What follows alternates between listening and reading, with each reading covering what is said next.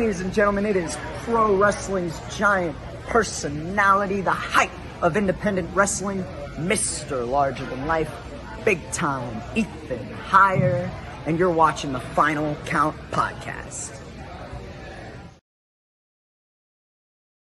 Welcome to the Final Count Spotlight. Here is your host, Ryan Mosley. Hello, everybody. It is the Croc Rockin', Nickelback Poppin', Girls for All the Girls, the Terminator, Sam Beal, as seen on Impact Wrestling, and you are listening to the Final Count. Hey, everybody, Anthony Corelli here, formerly known as Santino Morella, and you are listening to the Final Count. Hey, it's Eric Ornish, voice of the Valley from OVW, and you're checking out the Final Count. Citizens, this is Super Z, and you're watching the Final Count. And that is right. It is that time again. It is the Final Count Spotlight. This is our Wrestlemania episode edition, our Wrestlemania week edition. If you're watching this is Wrestlemania week. By the time this is out, not the week that we're actually recording it, but the week that this is out, this is WrestleMania week. And gearing up for WrestleMania, I have none other than former WWE star. He is a wrestling legend, and dare I also say hardcore legend as well. Not Mick Foley, but he is the one, the only, Al Snow. How are you doing, Al? Doing great. How are you? Doing pretty good. I've been looking forward to this. And I'm happy I can finally get you on. Well, terrific. Well, first of all, how have you been doing? I've been doing great. I honestly just couldn't be happier. And if I were doing any better, I'd have to sit on my hands to keep walking around like this going, yay. So there we go. So, my first question here, and it's something that, everyone typically gets to ask whenever they come on. What was that moment that first brought you into wrestling? That, was it growing up as a kid? Mom and dad? How did you get into wrestling? I just would watch it when I was very young on television. And then we kind of in the area where I lived, the Ed Farhat's promotion, or he owned the Ohio, Michigan territory. And he went out of business, and we didn't have any wrestling for quite a while. And then the advent of cable television came along, and TBS and WC, or at the time Georgia Championship Wrestling, came back in, and I was hooked. That was it. I fell in love, and I was like, I was 14, and I was like, this is what I want to do. I want to be a professional wrestler. So, and that was all those years ago. There you go. Now, before you got into wrestling, and even as you started to break in and train, was there anyone that you just really enjoyed watching, or that you took inspiration from and made like their in-ring style your in-ring style?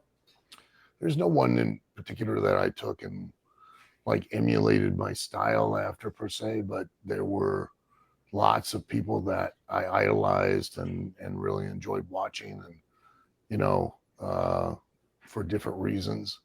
From being a really adept, on the mic to really being charismatic and entertaining, to be really technically believable and in their approach and or in their aesthetic or cosmetic appearance. They looked really, they were jacked and looked like athletes. So, but there were lots of different people that I really looked up to and admired in the wrestling business. Definitely. Where were you trained by? Who were you trained by? And what was the training experience like for you? Well, I was trained by a journeyman wrestler by the name of Jim Lancaster. And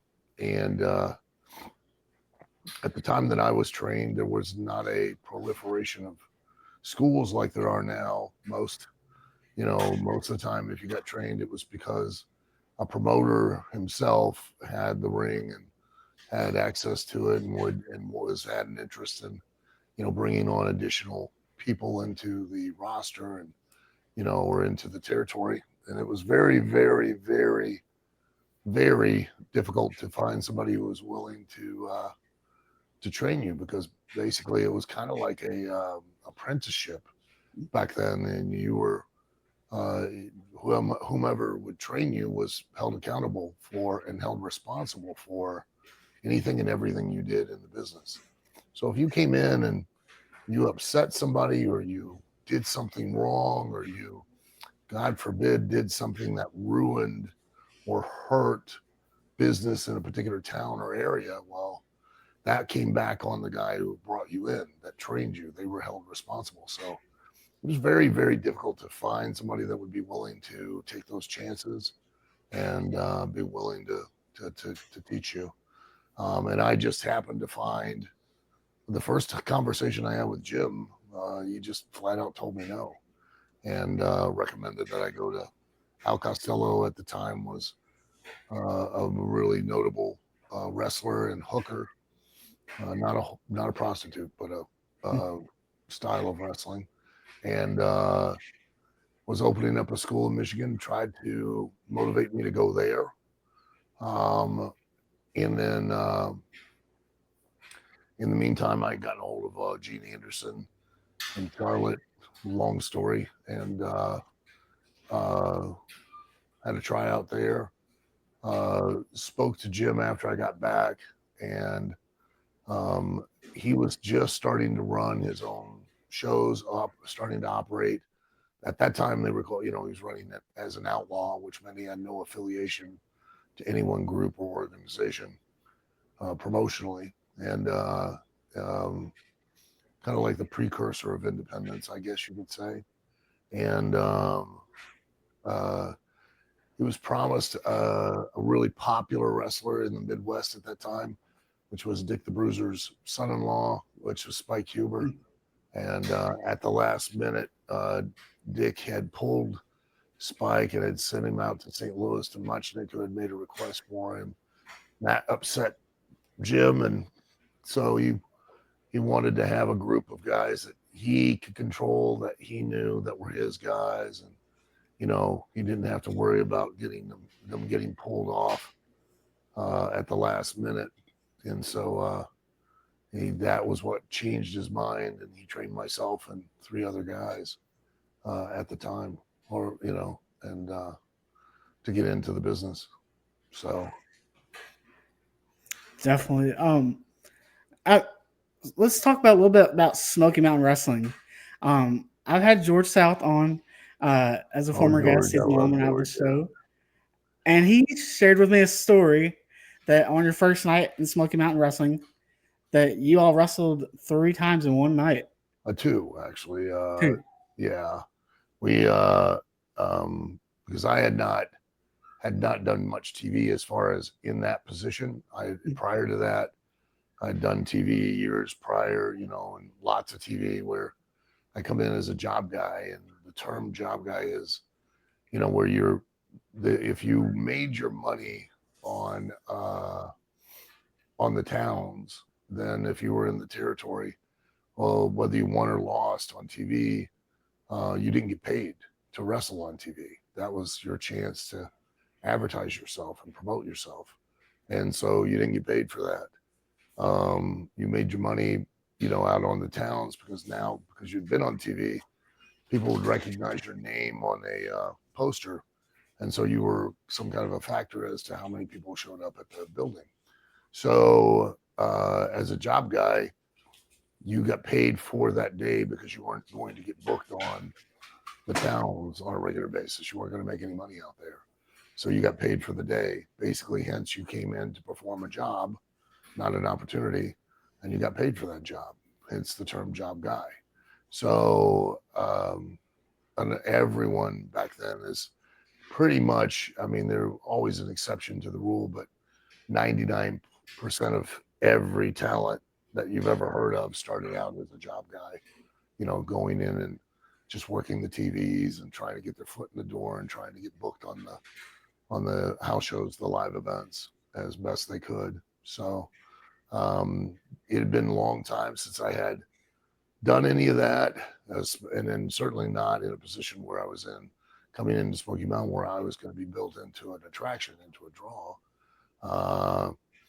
Came in, used to working on in, not TV, but in front of a live audience, live crowd, and took a lot of time as I was a heel, and took a lot of time killing time, and then got into the action, and I beat George in like 2 minutes or something. And apparently Jimmy was losing his mind backstage and was throwing chairs and screaming and hollering, and then George and I came back, and he was as calm. He was like, "Listen, that's not what you're supposed to do.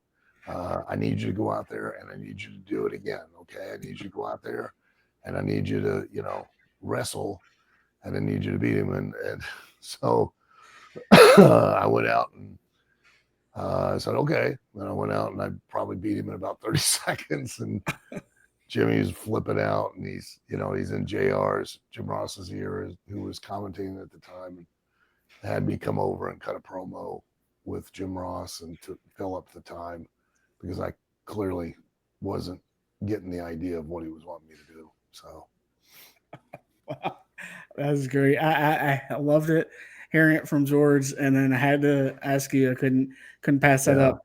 Yeah. Can you talk about your time as Avatar? Sure. It was a great opportunity, just a really odd one. Vince was wanting to try to take advantage of, the real, popularity of Power Rangers and Mortal Kombat and all of those things that were really, really, really prominent. At that time, I think Vince said that they'd sold out the Radio City Music Hall with a live tour of Mortal Kombat like 11 days in a row or something. He was really, and so that was what that whole gimmick was supposed to be about. And, and if I knew then what I know now, I certainly could have capitalized a lot more on it in working the gimmick itself. But a big handicap for me was, in working in Smoky Mountain, the ropes themselves on the ring were steel cable, so we were a lot tighter, and I at the time was doing a lot of aerial type of things off the ropes and such. That was part of my style, and when I got up there, well, it was real rope, and it wasn't that tight, because not very many talent did much of anything at all off the ropes, off the turnbuckles, or off the top rope, because the ring itself was almost like a sound stage, with just a canvas over it. It was really tight and had very little flex or give to it. And it would hurt if you did stuff off the top rope. So, that first night that I went out, I had a mask that wasn't fitted properly. It couldn't really see. And then got out there, and the ropes were treacherous. And so all of the stuff I had been doing prior, I couldn't, that was impressive. That kind of fit the gimmick, I couldn't do. And so that really hamstrung the whole situation. Wow. Definitely those rings have came, it seems like, a long ways over the years, for sure. Yeah.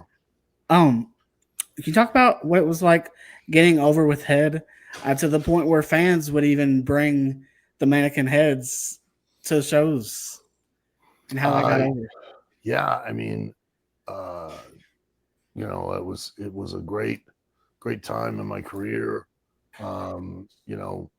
Being able to get over to the degree that I did with using the head, and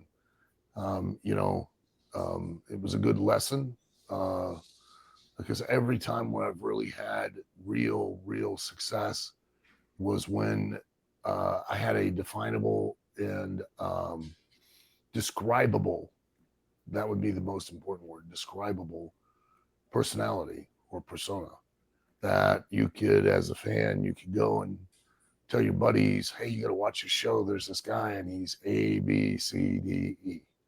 And you knew exactly who that person was. And, once I connected and had the head and all of that, and the reason it worked so well was because it was, it was me, it was real. Not that I was really crazy. I'm probably emotionally broken to some degree, but I wasn't, I didn't have actual schizophrenia. But my frustration at that time and my aggravation and all of that was quite real. And so the head was a vehicle for me to voice all of that at that time in a kind of smart alecky, tongue-in-cheek kind of way. So for an audience, they could believe in me. And I give that advice to all the young wrestlers today that, the most important, most valuable thing that you can develop is who you are, so that an audience first and foremost can describe you to their friends, but they're never going to describe you and they're never going to pay to see you unless they can believe in who you are. If they believe in who you are, then they'll believe in anything you say and they'll believe in anything you do. I agree. Coming from a fan's perspective, yeah, completely. I agree. And I'll tell you something. I growing up, I had the Capital Carnage home video, and I remember seeing your match on there. And before the match even started, how the fans had the mannequin heads and just going crazy. And it was like on commentary, Lawler was like, the fans, they're loving head over here. It was a lot of fun, and yes, really feel blessed that I had that run, had that opportunity. Definitely. So. One of my other favorite moments of yours was the match that you had against Ted, where you had put yourself, or Head had put you through the table. Yeah, they're bastards. I'll tell you. You can't trust them. So that's another great moment right there. Let's talk about Head Cheese. Sure. And the moments that you and Steve Blackman created with that. Yeah. My teaming up with Steve kind of happened out of happenstance. There was an idea that had kind of gotten started where I was teaming with other teams, like it would be me and Bob Holly and Crash, or me and the Hardys, and in 6-man tags, and I would keep turning on them at a certain point in the match because I'm crazy. And at some point they were all going to come together and basically leave me laying in the ring. And then I was going to come back like in a month or whatever, seeking revenge. And I was going to be in control of what the Swarm. Now the Swarm was, I would come out on stage, out on the entrance, and then under the Titantron, and I would point to my victims in the ring, and an air raid siren would go off, and then like 20 little people all dressed alike were going to come out from underneath the ring and basically swarm attack whoever I commanded them to. So, which I was like, this will be awesome. That'll be great.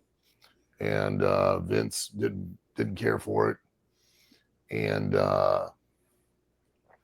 wasn't hip to it. So that didn't go anywhere. So I went back to the writers and I said, well, hey, why don't you put me with Steve Blackman? I said, I can make his not having a personality a personality. And we'll, form a team. And Steve's such a great guy and such a good sport. And he's also the best straight man ever in the history of wrestling, because he's that legitimately how he acts is who he is. And he's so dead serious all the time. And so we started doing that, and man, the vignettes and that we would do on TV started they were becoming the highest rated quarterly segments of the show, where we were putting Steve in ridiculous situations and him getting angry and behind my back knocking people out. Yeah, that was some really entertaining television back then, as well as this next feud between you and the Big Bossman, Pepper. Yeah, that was again,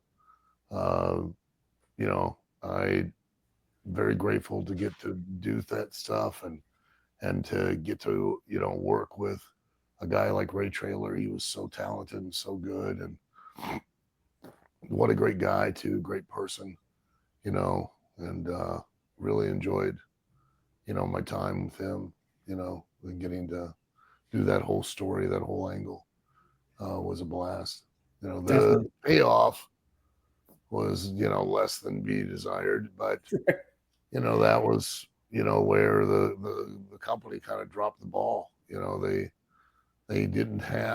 waited to the last day and called up a bunch of veterinarian clinics and in North Carolina and Charlotte, and basically got a list of owners who had Rottweilers, and had no training, but and they so you couldn't use the dogs that were literally the whole crux of the story in the match. So Right. yeah. I've heard the stories of prior and before and everything. I'm like, oh my goodness, I can't imagine. Yeah, it was pretty. It sucked ass pretty hard. So Yeah. What were your thoughts on being approached to be one of the trainers for Tough Enough? Well, I didn't.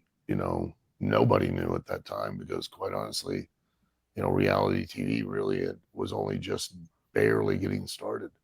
We had the Real World, and then they had Survivor. Those were the only two reality shows at that time.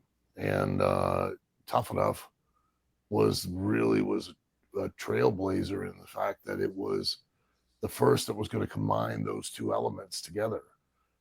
Basically the aspect of the Real World, taking young people and putting them all in a house together, but they were all going to now compete for a prize, which was a career in WWE. So nobody had ever done anything like that before. It was all brand new, and I was approached by Kevin Dunn and asked if I'd be interested, and I was like, sure, I'll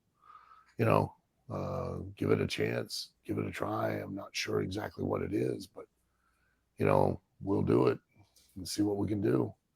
And it's probably one of the things I enjoyed the most in my career, and definitely one of the things I think I'm very proud of being a part of.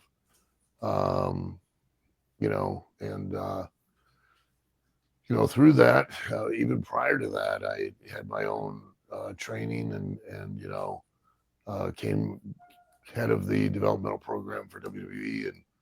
And I think I can easily say that I'm probably one of the more prolific trainers in the business, as far as the number of talent that I've turned out that have went on to have very successful careers.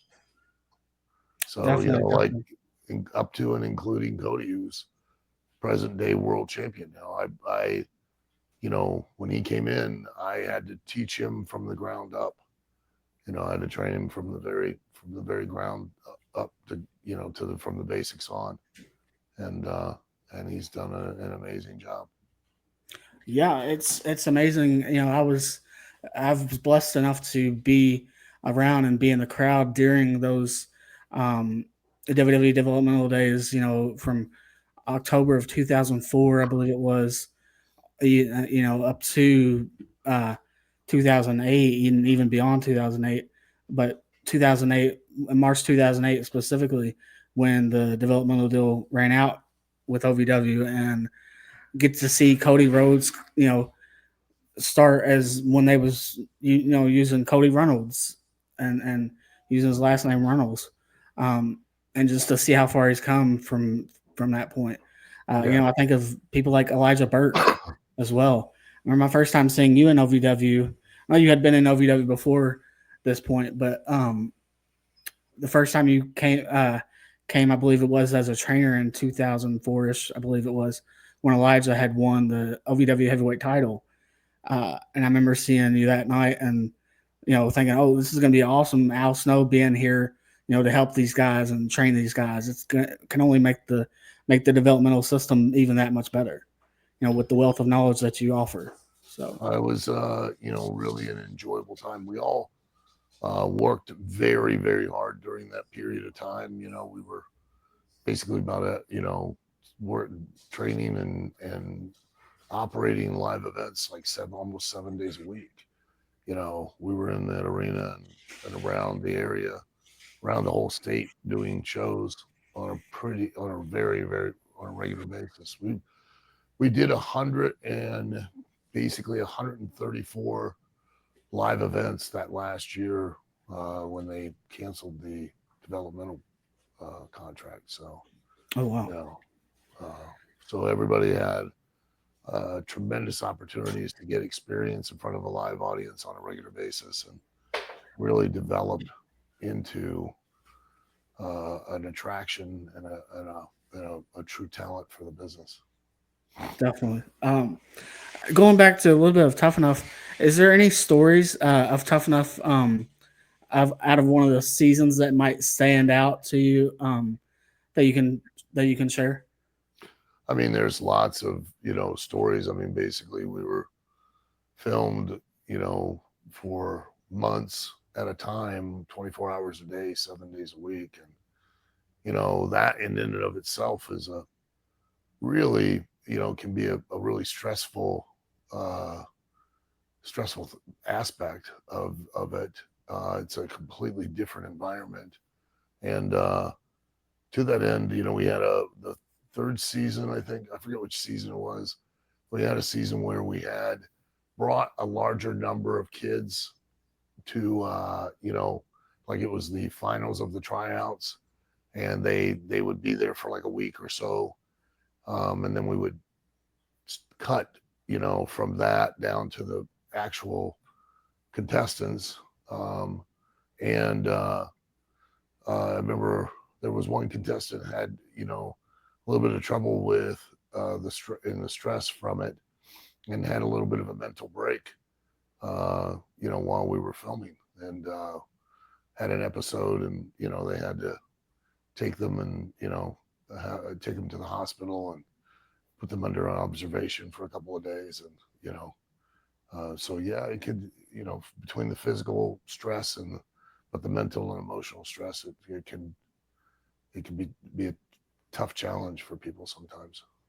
Definitely. Another feud that as during your commentary days in WWE was the feud you and Jonathan Coachman, you and the coach with Jerry Lawler and the King.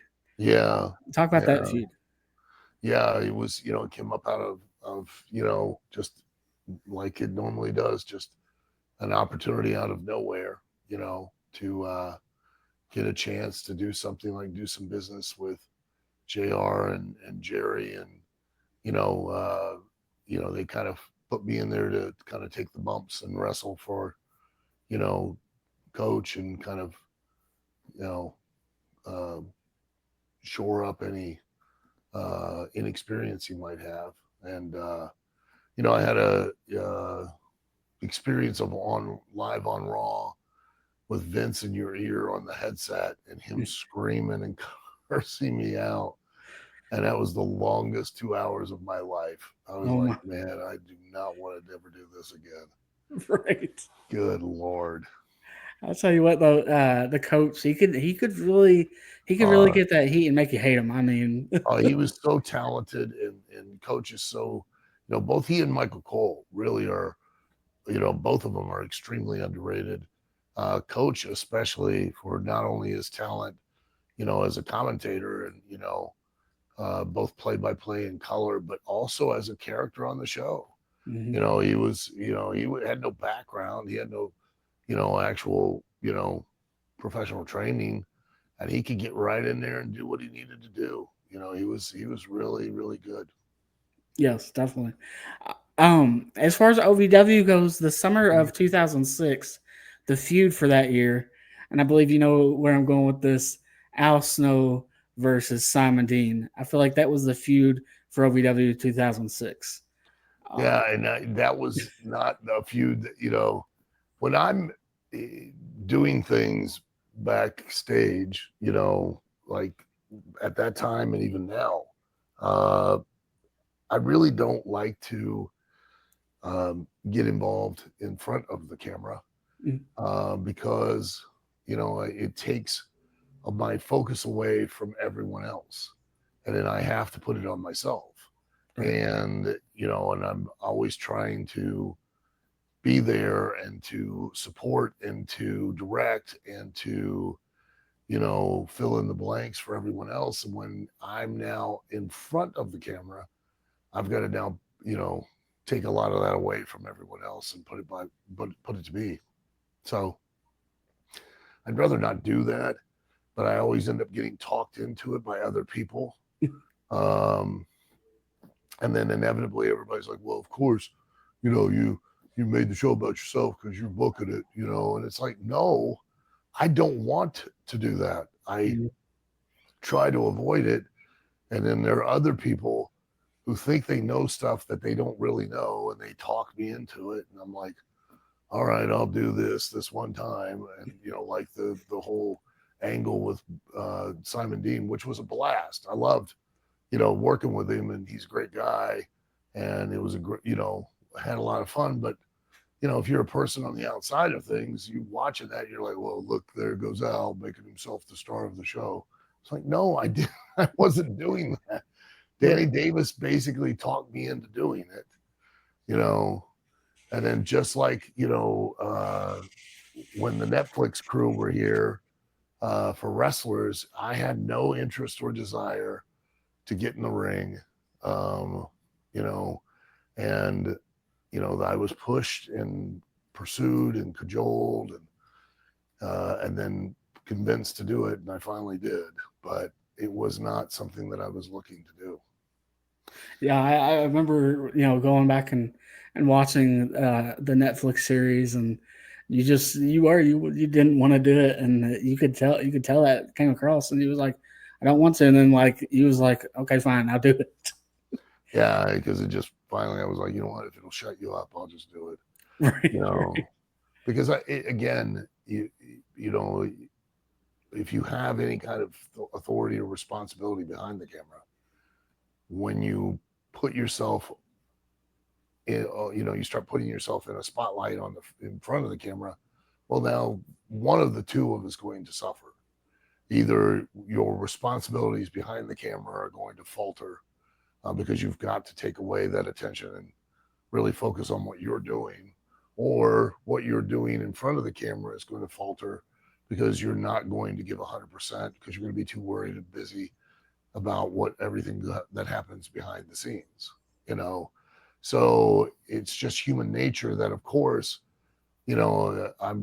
once I'm in front of the camera, my responsibility is to draw money, and my responsibility is to get over. Well, I'm not there anymore to help everybody else to get over. I'm now there to get myself over. And so that's exactly what I'm going to do.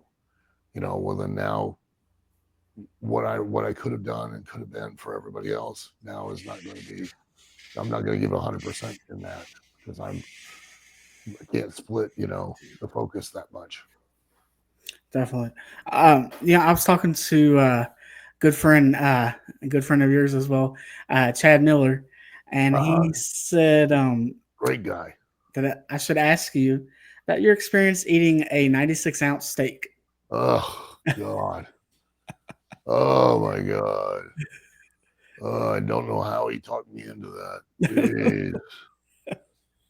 He did a charity event at a restaurant called Volare, and they made a 96-ounce sirloin steak, and like all you had to do was just eat the 96-ounce steak, and I think got to 96 ounces, for anybody who doesn't know, is 5 pounds of meat that you have to eat. Ooh. And I got to like maybe 3.5 pounds of meat. And I was miserable. I think 3.5, 4 pounds of meat. I got to around 4, I think, just almost 4 pounds. And then I had to tap out. I could not do it anymore. I came home, took all my clothes off, just laid on the bed and had meat sweats for the whole night. It was gross. And then the next time, Tommy Dreamer competed, and because he can eat forever. I don't know how, he's got a tapeworm or something. I don't know. And he could have won because he ate the salad, baked potato. He started eating other stuff because he just got bored eating the steak. And that one was a ribeye, which had all the fat and the gristle. Oh God. And he was eating all of that, and he just was getting bored eating it. He just started getting up and eating desserts and cheesecake, and so he had room to eat the rest of the steak. He just got bored eating the steak. He didn't win. So. Oh my goodness. Getting back into OVW, can you talk about the day you went to Danny Davis and you said that you were interested in purchasing OVW? Well, the way that all transpired, how I ended up ribbing myself is I had at the time had heard a story about a young man who died from a match in out in Oklahoma, and it was it's a regulated state. They have a commission, and poorly trained or barely trained, he got into his first match and took a spine buster and hit the back of his head, and had edema, brain swelling, and was in a coma for I don't know how many days, and then basically they had to pull the plug because he was brain dead. So I had heard plenty of stories like that, and I've seen myself on different independent shows and stuff. I was appalled, not just from an aesthetic or cosmetic standard, but just from an actual physical standard of people that aren't in the proper type of athletic conditioning and shape that they need to be in to be able to perform in a very safe and respectful manner. The height of disrespect is walking in that ring and physically being not prepared to be able to safely perform to where you or your opponent are less likely to get hurt.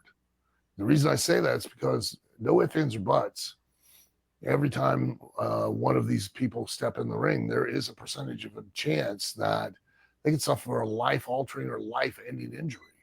And the less conditioned someone is when they go into that ring, the more likely that possibility of suffering an injury like that occurs. And I see lots of people on the independents all the time who don't treat professional wrestling like what it actually is, which is an actual profession. It's an actual, that's the first part of professional, is profession. And they treat it like it's beer league softball, like it's a hobby. And I get it, don't make their living at it. They have a regular job during the week and they wrestle on the weekend. I understand that, you know, that's what you want to do, but you should hold yourself to a certain standard, because unfortunately, we no longer have those standards in the business. Like I had said, when I was trained and brought in, guys were very reticent to train a guy or a person because they would be held accountable. Nobody's held accountable anymore. And now anybody and everybody can buy themselves a pair of boots, a pair of tights. If you're in a state that, you know, has a commission, there's no standards, you know, which really frustrated me and I found very insulting, because like my wife is a licensed massage therapist. Okay. And in any state, when you're, you know, to be a licensed massage therapist, to be able to pursue the career of being a massage therapist, or a hairdresser, you know, a hairstylist, or if you want to be a barber, or you want to be a mortician, okay, you've got to go and attend a state certified training school, trade school. You've got to complete a certain number of state required hours of training and education. You then have to have a certain amount of residency hours, meaning supervised hands-on experience, to couple with the training. And then you've got to pass a test showing that you have the adequate skills and the, you know, and have a retention of the information you were given to be able to get a license. If you want to be a professional wrestler in any state that has a commission, all you got to do is walk in. Some of them you don't even have to take a physical. A lot of them you do now, but you just walk in, pay your money, you get your license, which I think is just ridiculous. And at the time, I was on a, you know, crusade. And I'm the last person that tries to want to have more governance by government, for sure. Well, I don't need them looking into anything because they don't know what they're doing. Right. But the wrestling business is going to do it for itself. So I had reached out to Maryland and Louisiana and Oklahoma, and at the time I had not known Chad Miller, but he was the executive director of the Boxing and Wrestling Commission at that time for Kentucky. And I showed up at a meeting for the board meeting, and I made my presentation on creating a training license and a required number of training hours before you could get, you know, a license to be a professional wrestler. And I was turned down, you know, because for the fear that they wouldn't have as many licensees, which means they wouldn't have as much money coming in. You know, and that bothered me, but that was where I met Chad. And then at the time I was kind of hanging around. Danny was getting ready to retire and started joking about me buying, you know, hey, would you like to buy a wrestling company? I was like, no, I don't want to buy a wrestling company. And then, you know, Chad, who's, you know, a former athlete and, you know, really involved in athletics and everything. You know, he's a big wrestling fan, wanted to, you know, create an avenue that would allow, you know, people who wanted to pursue wrestling a training and promotional avenue that would allow them to have a pathway to, you know, bigger platforms. And so that he and Joe Reeves and myself went in and bought OVW initially, and then later on Larry Benz came in involved, and then further after COVID, which, you know, didn't help anybody, you know, that was when Matt Jones and Craig Greenberg and Jeff Tuvlin became a part of things. And then, you know, now the recent development, we've got a sports management company out of the UK that is now coming in and being involved as well. So, you know, which is a great opportunity to, you know, continue to see if we can build and you know, finally get some momentum and keep things rolling so that we can allow, you know, the talent to have a place to learn, develop, and grow, and make themselves into an attraction, But I keep the standards very high in OVW, and I press and push everyone to adhere to those standards, uh, because I want them to be as good as possible. And quite honestly, sometimes I think I want them to achieve their dreams more than they want to achieve them themselves. So, Yeah, I that makes complete sense. You wanting what's best for them, and then some of them, like you said, you see it seems like sometimes that you want more, you want them to achieve that dream more than they even want to, because you want to see them succeed. You're giving them the tools to succeed. OVW is giving them the tools to succeed in the business, and they got to want it just as bad as you want that for them. that's right. And that's why there should be standards. Not everybody should be able to be what they want to be unless they're willing to put in the work. You can't not just everybody can walk on a field and be an NFL football player. Not everybody can just walk on the field and be a Major League Baseball player. Not everyone can go out on the court and be in the NHL or be in the NBA or go on the ice and be in the NHL. Not everybody can be in the world League of Soccer. There's standards, of performance, and there should be as far as professional wrestling, and again, not only is it incredibly disrespectful to your fellow wrestlers, it's even more disrespectful to the audience that you're asking them to invest their time, money, and effort to pay to see a product that's never going to give them the experience that they've invested in to receive. That's abhorrible, because you're now going, hey, I want you to invest your time, money, and effort to come see me. Leave your house, drive to a building, and pay money to get in. And I'm just going to waltz out there and I'm just going to give you a subpar performance because, quite honestly, I don't train, I don't practice, I don't invest in myself, but I still want you to invest in me. Yeah. And then when you ask me why I don't, I'm going to give you every excuse under the book. Well, I got a family, I got kids, I got a wife, I work all the time. Well, then maybe you shouldn't be doing this, and that sounds harsh. I understand, but that's, let's face it, you're wanting to pay money and you're wanting people to pay money to see you, and you've got to give them an experience that they feel like they got their money's worth, or ultimately you're going to ruin it for everyone else as well, not just yourself. Definitely. I completely agree. And looking back, just seeing where OVW's come, even from the time that you purchased it, up until now. I mean, look at the groundbreaking things that you've done with OVW since that time.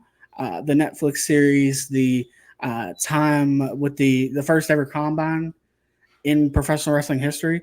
I know the WWE did theirs before, but I don't feel like, to me, that wasn't the first official one. They didn't do an actual combine until after. Yeah. So I feel like the OVW one was the actual first official one. And so, just the groundbreaking that you've done from the time that you took over OVW, from that time that you purchased OVW, it's amazing to see what you've done, bringing the OVW National Championship into things. And just the media championship, the Kentucky Brewing Championship, Country Boy Brewing Championship, and now the media championship, the rest division. I mean, just exciting from a fan standpoint to see, and especially a long time OVW fan, to see what you've done to grow OVW over the years. And I'm amazed to see and excited to see where everything goes with the new investors or ownership. I'm excited to see that. Me too. Within the next coming years, I'm optimistic and look forward to just continuing to build it in a better, bigger and better direction. You know, my aspirations are to, you know, give an audience a national experience on a regional expense. So, you know, because let's face it, you know, if you want to go to Raw or you want to go to SmackDown, or which are amazing experiences, you know, or especially if you want to go to WrestleMania, which is insane. The cost for a family is over the top. You know, even for just a family of 4 to go to Raw or SmackDown it's a lot, you know. So, but what if I could give you that same experience, maybe a little, you know, budget wise, a little less, but close? I can give you that same experience with people that are trained properly, can perform on that same level, and production wise is going to be, you know, just a step below where you're not going to notice. You know, TV executives are, which are a pain in my ass. Like, oh, you gotta, you know, white balance the camera, and gotta, oh, that color's a little off. Listen, nobody watched Game of Thrones and went, hey, wait, the color's off on that. I'm never watching this show again. So, you know, you know, I'm going to give you, and I'm going to push the talent to give you your money's worth every time you come. But it's not going to cost, you know, you're not going to have to go out and take a loan out or save up or max out your credit card so that you can take your kids and watch a wrestling show, you know. And I get it. I mean, you know, WWE's on another level, so they're going to have a lot more expenses and a lot more overhead, which now warrant a higher, you know, ticket price than what I am. But if I could give you that as close as possible that experience and not having that same ticket price, well, I think I'm doing a pretty good job. I completely agree. And you know, you talk about production of OVW and everything, and just production of the shows. The production has gone up a whole much better level, even within the last year. I love the changes to the arena within last year. The upgrades and everything is amazing. Yeah. The entrance, I love the new entrance stage, even though it's been there a while now, but still like talking about it as, you know, from what it was before. I loved what it was before, but the changes, the upgrades it's completely better. I love it. Love the new Tron and everything. Yeah, I'm thrilled with all of that. You know, it's always what I've envisioned and hoped for that we could get to at some point. And so, you know, that's I'm hoping that we can utilize that to attract a you know, a large network partner to because that's what we really need to be able to go another step above and beyond. That would give us the resources to really continue to build properly on our own. Definitely. Just real quick, any since this is my WrestleMania episode, is there any WrestleMania moment that sticks out to you, either personally or just a favorite moment from WrestleMania that you have? All of them, you know. The sad thing is, I just had this conversation earlier today on another podcast that you know, when you're there as a performer, you're so caught up in it that you really don't get a chance to step back and appreciate it. And last year I got invited back as a guest to WrestleMania and to the Hall of Fame and all of that. And you know, it was awesome because I wasn't there as a wrestler. I was there as just as a, you know, fan. And I really was able to enjoy it and take in the whole event a lot more so. And you know, it was really, really fun to do. But, you know, like I was telling back in the day when, you know, like this was back in the 80s, you know, a guy came into the area. His name was Johnny Ruffin. And, you know, he was kind of like, you know, they were using him kind of like in the mid card, you know, not doing a whole lot with him. You know, guys didn't really know him and they were just like, he's a good guy, you know, blah blah blah. They weren't too. Nobody really put him over. And then everyone found out he had wrestled in Madison Square Garden. And then it was like, oh, his stock went right through the roof, you know, because back then the epitome was to have had a chance to have wrestled in the Garden, you know, and I was like, wow, you were there. And now WrestleMania for so many years has become the same thing. You know, it's literally become that measuring stick. And, you know, and really, if you think about it, like, and I brought this up again this morning, was that for one, I've really been blessed, you know, how many people, percentage wise, of the thousands of people over the years that have wanted to be a professional wrestler, never have gotten to even do it. But how many even less than that have gotten to do it for a living for as long as I've gotten to do it? Now, how many of those are even less than that? It becomes even a smaller percentage that got to do it in WWE. Now and then even a smaller percentage, I got to do it for as long as I did it in WWE. I think I was there with the company for like 13 years or something, you know, and then, you know, and then a smaller percentage that even got to be a part of WrestleMania, you know, and actually perform. So, you know, I've been really lucky and I've been really blessed to get to do what I've gotten to do.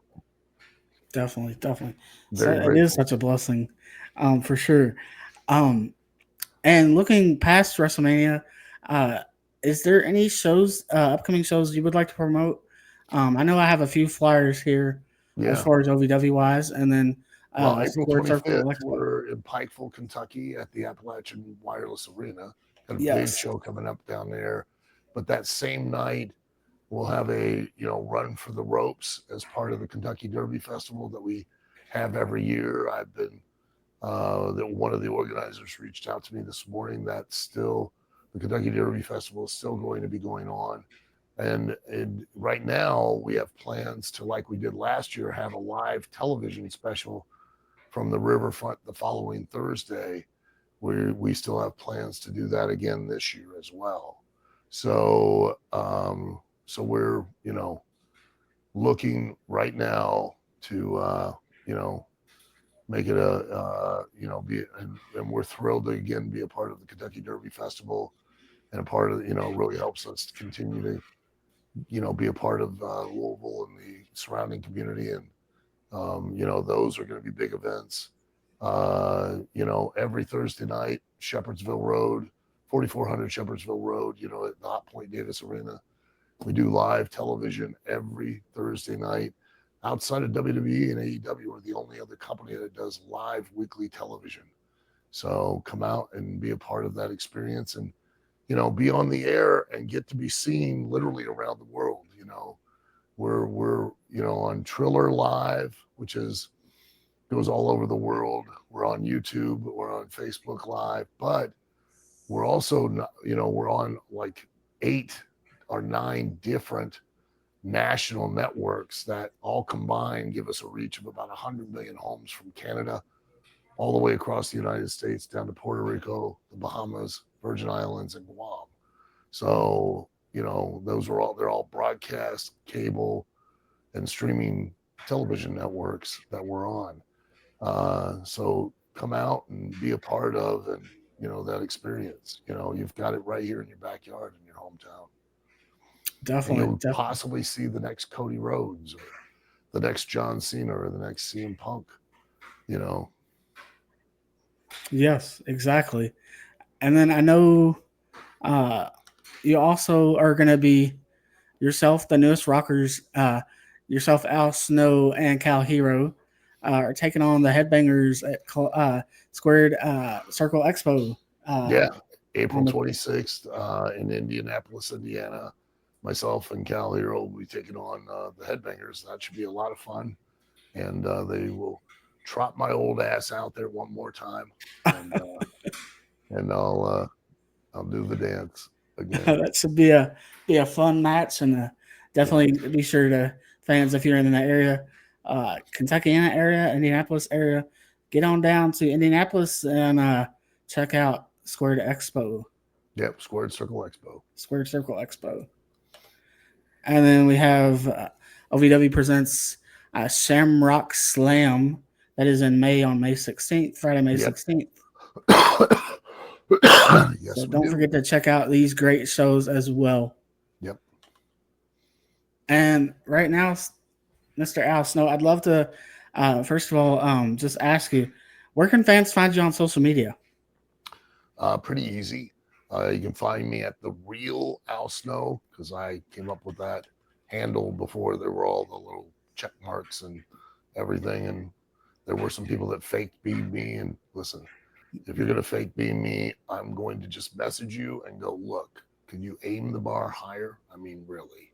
Going to fake being a celebrity, I'd choose like Brad Pitt or George Clooney or somebody like that, not Al Snow. So yeah, the real Al Snow on Facebook, Twitter, Instagram, TikTok. Yeah, on all of them. I just put up funny jokes all the time. So I at least think they're funny. So I know on Facebook, your jokes are always really great to see those jokes that you put out. That's for sure. And also, speaking of jokes, I hear that you are also one half of the stand-up comedy tag team champions. oh yeah, myself and David Voxmullen, that Yes. Vince Russo always calls David Box Cutter. Don't know why.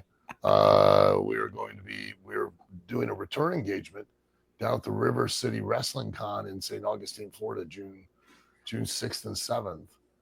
We're doing our stand-up comedy show there. We've been over at Zany's in Chicago. We've been, all around the country, Washington, D.C., different cities, doing our comedy. And I love doing it. It's a lot of fun. And I just go up there and talk nonsense. So, and I tell some wrestling stories and stuff as well. There we go. I have to check that out at some point. Love to, for sure. And then, how can fans find you on find some Al Snow merch? Rather, how can fans find Al Snow merch? Usually, when I'm at one of the conventions, I usually bring it with me. I don't have any online right now as we speak, but I'm working to fix all of that. So, Sounds great, fans. If you're at the shows and you see Al Snow, go up say hi, get some merch from yeah, Al come up Snow. and say hi. The one thing you'll always hear me say is I'll tell you thank you, because I have the most sincere and genuine appreciation for each and every person who is a fan of wrestling, because without you, I would not have a job. So, and trust me, I'm too old to do something else. So. Well, sir, I've definitely want to thank you again for your time. And also, this last question, right quick here. If I'm a promoter out there listening, and I'd like to get Al Snow for an appearance for a show, how can I go about doing that?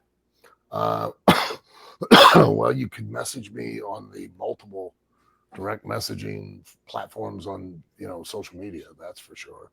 Or you can just email me at info@therealalsnow.com. All right. Promoters, bookers, if you're out there, you're listening, watching, go ahead and reach out to Al Snow, get him in for a match, get him in for an appearance, have him come sign autographs, shake hands with fans, all I'd the good also stuff. say bookalsnow@gmail.com. That's probably the best one. Bookalsnow@gmail.com. Bookalsnow@gmail.com. Yeah, easy to remember. I made it that way so that I wouldn't forget. So, and I forgot. So there you go. There we go. Well, sir, it's been a pleasure having you on my WrestleMania episode right here of the Final Count Spotlight. I'd love to have you back on some other time. Oh, I'd be more than happy to. And again, thank you very much for giving me the time. Thank you very much. You have a great night. Oh, you too as well. Take care. Thank you.